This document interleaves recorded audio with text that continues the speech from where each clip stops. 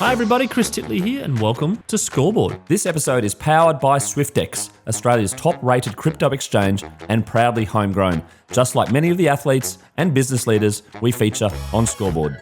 Hi, it's Chris Titley here, and today's episode of Scoreboard, I am joined by Bree Chester on Friday the 7th of November.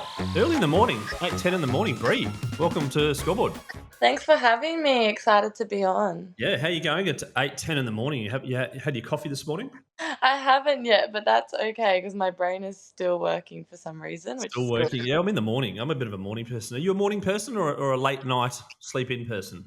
No, I'm definitely a morning person, so I'd rather do it now than... Let's do it. Let's do it now. 2025, as I said, we're sitting here on the 7th of November, towards the tail end of 2025. We're almost done. It's almost silly season. How's your 2025 been in a nutshell, Bree? It's actually been a massive year on and off the field. I think I've really gone through a lot this year, the biggest roller coaster of ever. Football-wise, it's been really good, but mentally, probably off the field, not so good. Lost my pop this year, which was super devastating. But in terms of football, our team, we've probably done the best we have this year. We've played our first year of semi-finals, my first ever semi-finals in NRLW. So there's lots of positives to take from this year. Excellent. Why do you think this year? What's the reason, do you think, behind the team and maybe your individual performance, again, getting player of the year? Why do you think there's been a little bit of an edge this year? I think just experience. It's our third year in the comp as Cowboys. The first year is definitely like a learning year. We had a lot of unexperienced players, myself included. And then last year had a new coach. Ricky jumped on board. He was still working with us. We were quite new to him and the system that he was trying to implement. And then this year, we kind of got used to him. He got used to us. We got used to each other. And then we were just able to grow from that, which I'm hoping goes into next year as well. Yeah, I mean, the dynamics of a team, I talk a lot about the different roles that people play and understanding their roles within the team. Do you think that was something that clicked a little bit this year? Maybe the bench player knowing that they're the bench player, but they're happy with that because it's part of the team dynamic? Yeah, absolutely. It's all just about understanding your role and then just focusing on that and not focusing outwards. I think sometimes you can get used to or in your head that you need to know what this person needs to do. But if we all just focus on our individual roles, it makes it so much easier. And then when it comes to individual skills, you excelled again in terms of your tackles and your energy. What about this year in terms of what you were doing right and what you were honing in on and working on that sort of reaped the rewards for you? Yeah, definitely. For me, I don't look at myself as the one that's going to do all the fancy stuff on there. I pride myself in my work ethic. So, I was happy with that this year. And yeah, I definitely reaped the rewards at the end of the year, which I was not expecting. Bree, in terms of some daily habits or high performance tips, there's people out there that get an insight into a professional athlete's life that take a little bit of nuggets of gold from podcasts. I'm curious to know what some sort of habits or high performance tips that you have in mind that you use and potentially have helped you to become a better you. Not really habits, but I just think be really super open to learning. Like I feel like I'm a sponge sometimes and I always want to learn and having different people step in and out of our team and going in and out of different teams, you can always take something from someone else. So just be so open to learn and grow, and that's the only way you're gonna ever get better. And then when it comes to like having the coach and teams around you and support crew and rugby league is an individual game, it's a team game, but there's also people outside of that are there for you and to talk through those down moments that you mentioned previously. How important is that support crew and who are they? And a bit of a shout out. Yeah, it's so important. My family, obviously, my mum, my dad, my brother. I live so far away, so I'm up in Townsville at the moment, and all my family are in either Newcastle or Sydney. So being so far away, it's so important that I still am connecting with them every single day. And then, obviously, moving up here, my family away from home are the friends that I've made here, and my teammates are super important. And no matter where they go on their journey, they'll still be the people I reach out to. Yeah, and talking about the move there, the Cowboys saw something in you and backed you, and that you're quite young in your career as well, having that big step to move away from home. Do you want to talk about potentially the transition there, and also how you do to keep connection back home? Yeah, so 3 years ago, it was kind of a hard decision. I was stuck between staying somewhere I was comfortable, but maybe not reaping the rewards, or moving far away, feeling uncomfortable, not knowing anyone, but gaining an opportunity. And my dad pushed me into that. He goes, "You have to do that. Like, that's probably the best thing for you, and don't think about us because we'll support you no matter what." So, um, doing that and feeling backed by my family definitely helped. And then moving up here was probably the best thing for my playing career.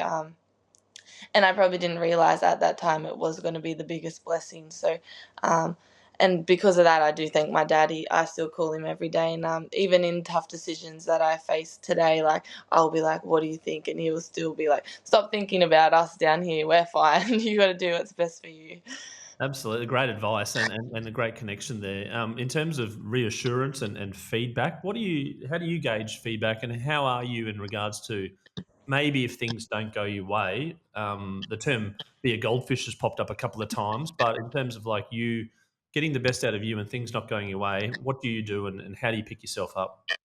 Yeah, we use that as well, that goldfish mentality. Like, things aren't always going to be perfect. You're going to fail 100 times before you succeed. But feedback is so important to me, and I would rather hear the truth, even if it's something I don't want to hear, because you're only going to learn by that. I've had people in my life probably tell me what I want to hear, and it hasn't benefited me at all. So just seeking truth and raw feedback is the only way you're going to get better. And life as a professional athlete playing in the NRLW, do you want to give the listeners a bit of a glimpse into what it's like? There's the glorious of signing, doing the selfies and all the maybe the posters and the trading cards and being on TV, etc. But then at the end of the day, you're a human being and you do have feelings, and you are a person that's just doing their profession. But with all this pressure, how do you cope with all this? Yeah, it can be hard at times, but I think I've mentally grown into that. You've got to go, and I think every athlete will go through moments where they are dropped, or they aren't succeeding, or they are failing, or they feel like they're like, what's happening? And you've got to really go through all those moments to then mentally overcome them, and set yourself up for what's next. And it's all about resetting in those moments when things don't go your way, because I'll tell you, it will happen every year. Things will not go our way, and we'll have to learn from it and then move forward. And it's so like cliche to say that, but that's really what it is. Yeah, and Bree, 23 years old. Correct me if I'm wrong. Yeah. 23 now, early in your career, but making such an impact. One of the most emerging, one of the most emerging stars in the NRLW. I'm curious to know your vision, your goal, maybe as a team, maybe as a player, and also how you think about on a daily basis, maybe where you want to go. Yeah, 23. It's funny because we have such a young team up here, and even though I'm 23, I feel like I'm one of the oldest in our team. Um, and as I've been up here, I have moved into like a leadership role in this team at such a young age, and I think a lot of our leaders in our team are quite young still, but it is like really rewarding feeling like you can be a part of a leadership group that can lead a really good like young team, and that's exciting. And for me, whether or not I'm in that leadership group, my role doesn't change, because I still want to be able to inspire my team and make them feel like this is a safe space, and a space where they can perform and be themselves, because you're going to play your best footy when you're being yourself and you feel supported by your team. Great answer. I'm also curious to know where the word fun comes into it. Are you having fun as a professional athlete? Yes, as my dad always tells me, he goes, "You only play your best football when you enjoy yourself." And I always tell everyone, like, we have to go out and have fun and enjoy it. Otherwise, we're not going to play good. Yeah, but then also there's an element of seriousness, which is what I want to try and capture in Scoreboard, is that there is fun and that deep connection back to your junior roots, I suppose, playing footy or playing other sports, and why you do it. But then it's big business now. There's money, there's contracts, there's TVs, there's etc. And there's hard decisions to be made. Do you try and keep going back to that having fun, or is it more like I'm in the flow? I'm not thinking about fun. Yeah, the balance between fun and serious, I can admit I probably still haven't figured that out yet. In serious moments, I still try and make them fun, because it is true as you move up and it's all about being professional and everything, it sometimes does feel serious and it sometimes does feel like the fun is being drained out of it. But it is important, and I would hope that I can keep that fun element to it. It's important, like professionalism and all that is super important in our game, but you can still do that while having fun. And you touched on leadership role at the Cowboys. I'm curious to know about your vision of leadership in your head. Have you always thought of yourself as a leader? Have you always been a leader growing up in the juniors, or is it something that's organically grown? Um, yeah, not necessarily. Like I've always seen myself as someone that can do it, but I don't think leaders are ever put their hand up. They're the ones like I've always been told like you earn it. Like so, I think just through action and through how I am, like a leader's role would never change whether they're the captain or they're not even getting picked in the team. And for me, my role would never change if either of those were to happen as well. Like it's just your traits that are in you and they'll grow and you'll then pass them on to other people. And I think everyone in their own right would kind of be a leader in our team. I think you mentioned around work ethic earlier on. Some of the other traits that you would describe yourself. It's a very hard thing to do, but I'm going to put you on the spot around what makes you a good forward, what makes you a good rugby league player, and potentially rising above the rest. Yeah, I do struggle to answer questions about myself, but um, it is you've got to find something that does differentiate you from other forwards. And I suppose I've never been like the big strong forward, unfortunately. I wish I could just run over people, but I've had to find how I can then add to my game. And yeah, it's definitely through my work ethic. Like my IQ is continuing to grow. Like you've got to what now I'm trying to add like a ball playing element so I can link with my other ball playing like halves and things that will just lift me a little bit and better me as a player because as much as I want to be the big strong player that runs over people, I'm in the gym trying to get a bit stronger to do that, but it's probably never going to be my game. How do you think about all those variables in regards to strength and conditioning, but then also nutrition, and then also sleep, and then also actually the skills that you mentioned in terms of adding a little more of a dimension to your game, the balance around all that every day? How do you cope with that? Yeah, no, there's a lot like yeah, strength conditioning, what you eat, how much you're sleeping, are you hydrated, are you mentally like feeling okay? Like there's a lot that goes into it, but all are important.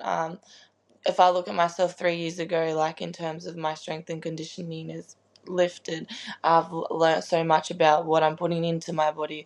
I'm sleeping much better, and like there's a difference between like sleeping and like quality sleep. And we were pretty lucky this year because our they organised our whoops. Ah, So now, big shout out to Whoop, hey? There we yeah, go. good Organic on sponsorship, unpaid, by the way. yeah, no, so our well-being Tammy, she organised for us to all have whoops, and like it's funny because like we'll all look like we'll sleep, wake up the next day, have a look at like how much like deep sleep we've all gotten and all that, our recovery. So it's kind of cool. I think everyone's becoming, I use a CPAP for ResMed, and now we've got Whoop. Lots of advertisers in this podcast. But in terms of the data, how do you go? Like, are you an expert in REM sleep now and deep sleep and light sleep? No, but it kind of motivates me to like want to like be better because it's funny in season they could all kind of see how we were sleeping, and there was like a period of time where my sleep was terrible and I was going through some stuff then. So I wasn't sleeping well, and then like I would wake up and like get a message from our S&C and be like, why are you not sleeping? Like what's going on? Now, before we get on to some fun stuff, I'm curious to know about role models. Did you have a role model growing up, and then you being a role model now for younger girls wanting to play in the NRLW as well as Indigenous girls that want to play in the NRLW? Can you talk about your views on role models, and I suppose how you see yourself moving forward? Yeah, so growing up, I used to look up to Beck Young. She's played for our country for All Stars NRLW, and she was a mum like while doing all this. She's from Port Stephens, where I'm from, proud Worimi woman.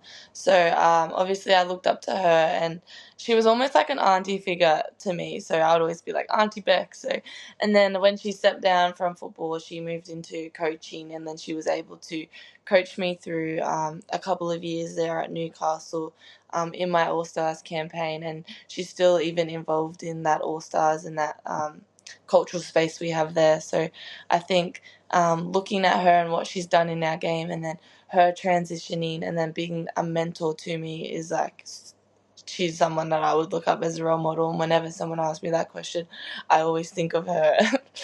Yeah, no, fantastic, and the importance of giving back and being part of, being proud and being deeply connected to your culture. Do you want to talk about that?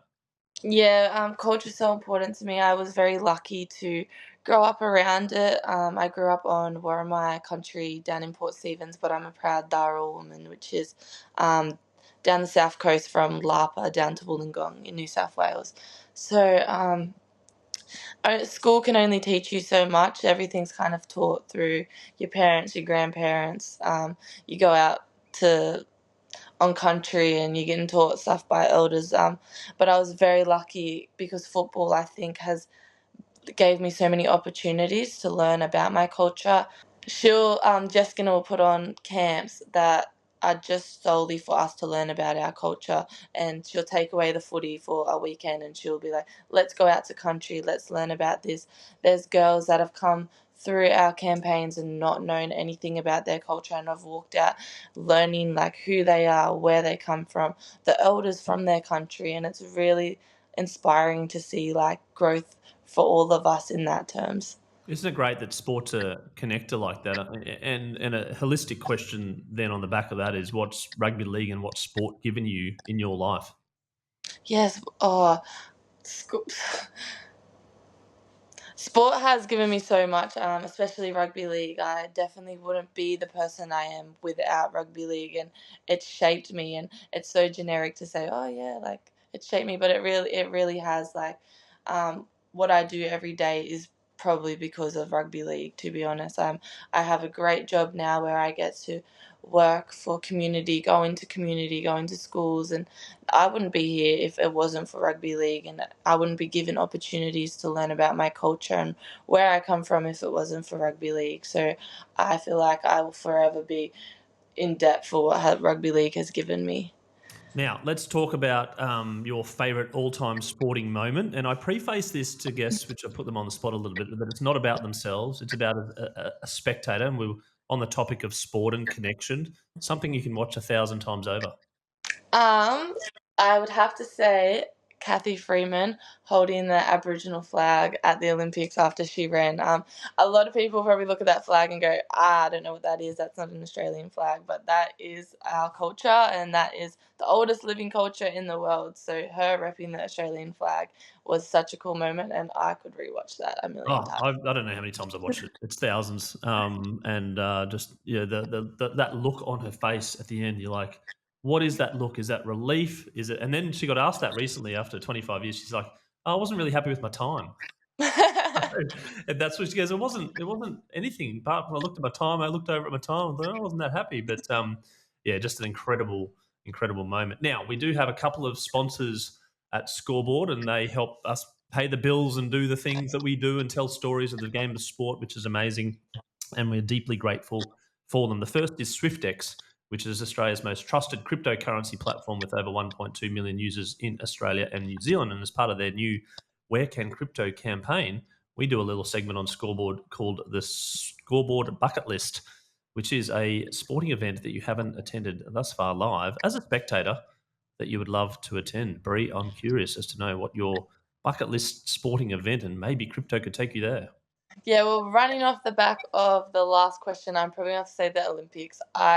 You watch it on TV every 4 years, but I would love to go live to Olympics. Probably track and field. I would go and sit there and watch. I think it'd be cool to watch the sprinters all day, like, and just pretend it could be me. There's not plenty of chances, but there's one 3 years coming up in LA, and then there's the big one 7 years later down in Brizzy. You reckon you'll come Yeah. down to Brizzy for it?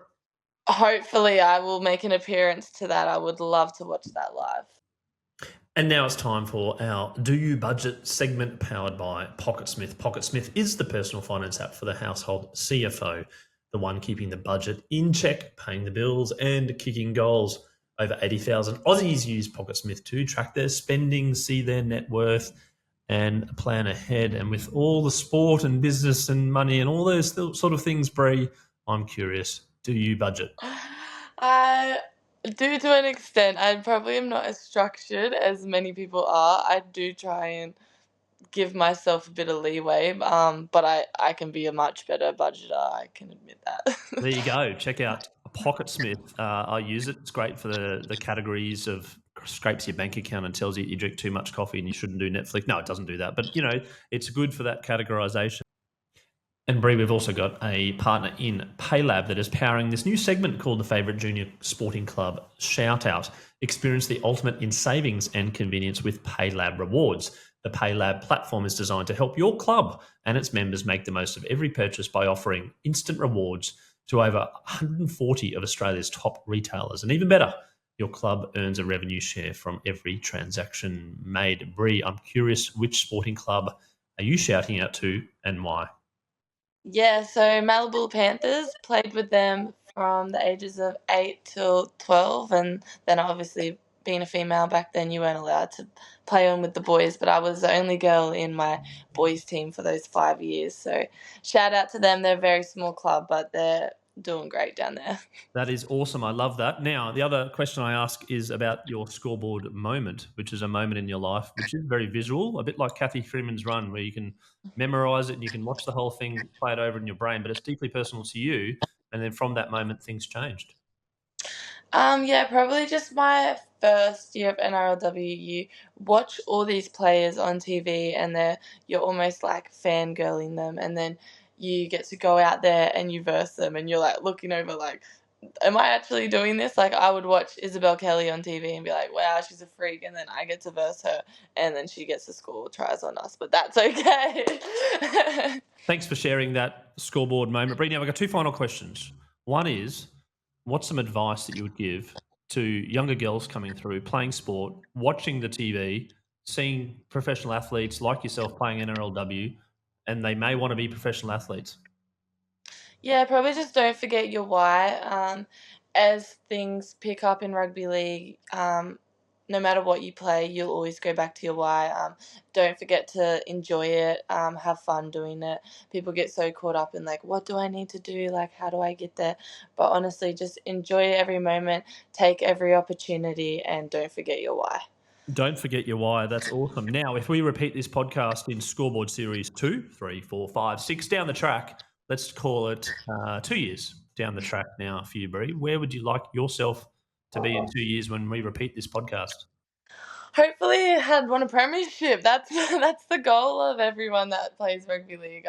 I think we've got a team to do it. So yeah, in maybe even 1 year, that's my goal, to hopefully have won a premiership. Continue to grow out. Obviously, I've got bigger goals to represent my state and my country when that's all in God's timing, when that's for me, if that's for me.